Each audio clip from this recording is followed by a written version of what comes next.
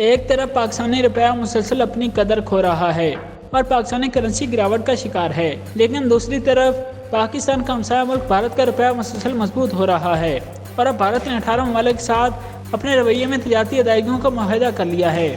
تفصیلات کے مطابق روس پر مغربی پابندیوں نے ہندوستان اور چین جیسے ممالک کے ساتھ ڈالر میں تجارت سے دور رہنے پر مجبور کر دیا ہے، اور اس موقع کو غنیمت جانتے ہوئے بھارت نے تیزی سے اپنے روپے کی شناخت بنانا شروع کر دی ہے، اور اب بھارت نے عالمی سطح پر 18 ممالک کے ساتھ بھارتی کرنسی روپے میں تجارت کرنے پر اتفاق کیا ہے۔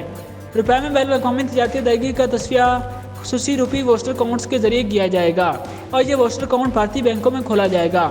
بھارت کے مرکزی بینک نے اب تک 18 ممالک بوٹسوانا، فجی، جرمنی، گیانا، اسرائیل، Kenya, Malaysia, Mauritius, Myanmar, New Zealand, Oman, روس، Seychelles, Singapore, Sri Lanka, Tanzania, Uganda اور برطانیہ کے ساتھ اس خصوصی اکاؤنٹ کے انتظام کی اجازت دی ہے۔ ان ممالک کی بڑھتی ہوئی شرکت سے بین الاقوامی کرنسی کے طور پر روپے کی گرفت مضبوط ہوگی۔ ماضی میں بھی بھارتی روپیہ عالمی سطح پر جا رہا ہے۔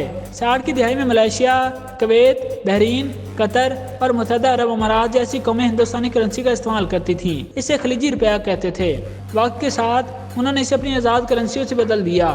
یوکرین کے بحران سے پہلے بھی مالدیپ، سری لنکا اور کبھی کبھار بنگلہ دیش جیسے پڑوسی ممالک سبھی نے یا تو ہندوستانی روپے میں تجارت کرنے یا ایک مشترکہ جنوبی ایشیائی کرنسی چلانے کی خواہش کا اظہار کر چکے ہیں۔ آج بھی دو طرفہ معاہدوں کے ذریعے ہندوستانی روپیہ نیپال اور بھوٹان میں ایک قابل قبول کرنسی ہے، لیکن یہ ممالک ایسے کسی تیسرے ملک کے ساتھ تجارت کے لیے استعمال نہیں کر سکتے۔ سری لنکا اور مالدیپ بھی بھارتی روپے کے ساتھ ایرانی تیل کی ادائیگی کرنا چاہتے تھے۔ میڈیا رپورٹس کے مطابق کم از کم دو طرفہ سطح پر تیل فروخت کرنے والے دیگر ممالک جیسے سعودی عرب سمیت 35 ممالک نے دلچسپی ظاہر کی ہے۔ ملائیشیا بھارتی روپے میں باہمی تجارت کو سہولت فراہم کرنے والا سب سے حالیہ ملک ہے۔ بنگلہ دیش، میانمار، نیپال کو بھی مسلسل ڈالر کی کمی کا سامنا ہے۔ اگر دو طرفہ تعلقات معمول پر ہوتے ہیں تو پاکستان پر بھی یہی بات لاگو ہوتی ہے۔ عالمی اقتصادی سست روی کے درمیان دنیا بین الاقوامی مارکیٹ کو ڈالر سے کم کرنے کی کوشش کر رہی ہے۔ برعکس ممالک پہلے ہی مغربی دنیا کی طرف سے روس پر عائد پابندیوں کے بعد بین الاقوامی منڈی کو ڈالر سے کم کرنے کی کوشش کر چکے ہیں۔ اس سے چین کو امریکہ کے ممکنہ متبادل کے طور پر ابھرنے کا موقع ملا۔ چین کے صدر شی جن پنگ کے ماسکو میں روسی ہم منصب ولادیمیر پوتن کے ساتھ حالیہ ملاقات کے بعد، جہاں بنیادی طور پر یوکرین جنگ کے خاتمے کے لیے بیجنگ کی 12 نکاتی امن تجویز پر توجہ مرکوز کی گئی تھی، روس نے مبینہ طور پر بین الاقوامی تجارت کے لیے ڈالر کے متبادل کے طور پر یوان کو اپنا لیا ہے۔ سعودی عرب کے بارے میں بھی کہا جاتا ہے کہ وہ اپنے تیل کی تجارت ڈالر کی بجائے یوان میں کرنے کا غور کر رہے ہیں۔ تشویشناک عالمی معیشت 1990 کے بعد ترقی کی سب سے کمزور دور کی طرف بڑھ رہی ہے۔ کئی ممالک روپے میں تجارت کرنے کے لیے تیار ہیں۔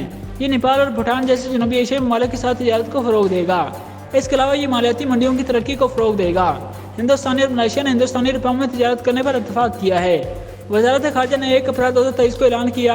یہ اعلان یوکرین کے بحران کے اثرات سے ہندوستانی تجارت کو بچانے کے لیے جاری سرکاری کوششوں کے پس منظر میں آیا ہے۔ یونین بینک آف انڈیا نے ایک بیان میں کہا ہے کہ ہندوستان کا پہلا بینک بن گیا ہے جس نے ملائیشیا میں بنا متحرک بینک کے ذریعے ایک خصوصی روپے ووچر اکاؤنٹ کھول کر اس اختیار کو فعال کیا ہے۔